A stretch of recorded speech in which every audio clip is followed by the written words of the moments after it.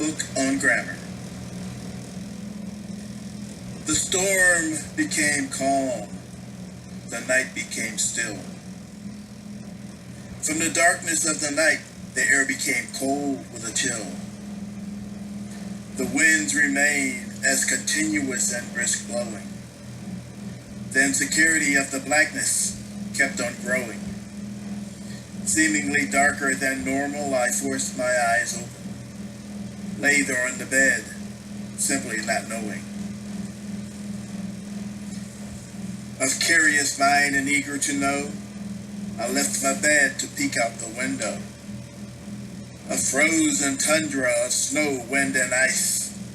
I closed the curtains to go turn on the lights. The lights didn't work, no power to be found. The phone and all electric had all gone down. Predictable indeed it should have been. But was the storm even over? There was still plenty of wind. Not finding a flashlight, I needed to find light. Thumping and bumping into things in the night. Feeling around, I felt a stick that felt right. Struck it against some friction, and there I had light. As the light burned, I sought a candle wick.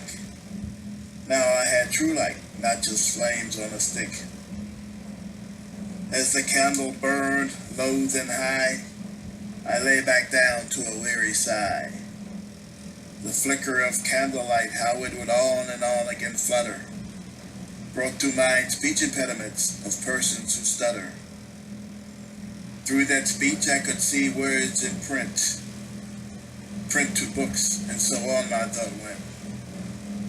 Like sage grouse to sagebrush, the storm was fit to a purpose. Would it all get better, or would the situation become worse? As I looked at the candle, I likened the light to a stammer. Then I lay on my back and opened my book on grammar. While I wait for restored power, though that could become ridiculous. So I took to my book on grammar to seek the meticulous. As I turned the pages, the night provided a serene calm. At that point, I didn't care if the power would ever come on.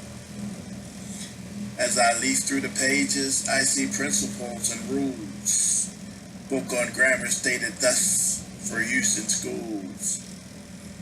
I must love what I do. I must do my best. I must believe I am better than all the rest.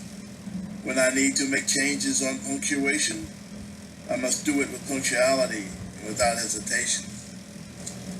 Thus there may be a need to be more descriptive, like the coldness of death and how one loves to live. Punctuations and descriptions can be checked time and time again to satisfy the need for just that right feeling. Go to your glossary to create a crowning glory, to find special words to title your story. Not much else other than developing a sensational plot line. Be conscientious and diligent. Please take your time. Pay particular attention that your sentences are organized. Orderly structure will help your subject and predicate arise. You must have good length, not too short, not too long. Make your words have meaning so that implications are strong. But most of all, you must enjoy it yourself too. Love it as much in the end as in the beginning and all through. My book on grammar is essential without a doubt. Before I could go on, the candlelight went out.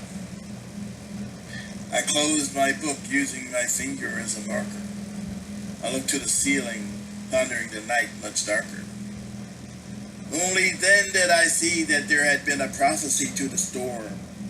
A night so cold had by a book been so warmed. And without skills of grammar one is lost in the dark, flicker to the end with no destiny upon which to embark. As I raised my book on grammar to squint in the night, power was restored to the tune of full light. Thus don't stutter and flutter and lose your way. Give it your best all night to the light of day.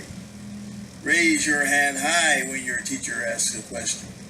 along with the right answer, be sure to have fun. And if you see your peers stutter and stammer, offer them the pleasure of reading your book on grammar. That's the poet Caldwell Lee. Book on grammar. You're experiencing the poetry of the poet Caldwell Lee. Book on grammar. You have enjoyed the poetry of the poet Caldwell Lee. The poet Caldwell Lee. Book on grammar.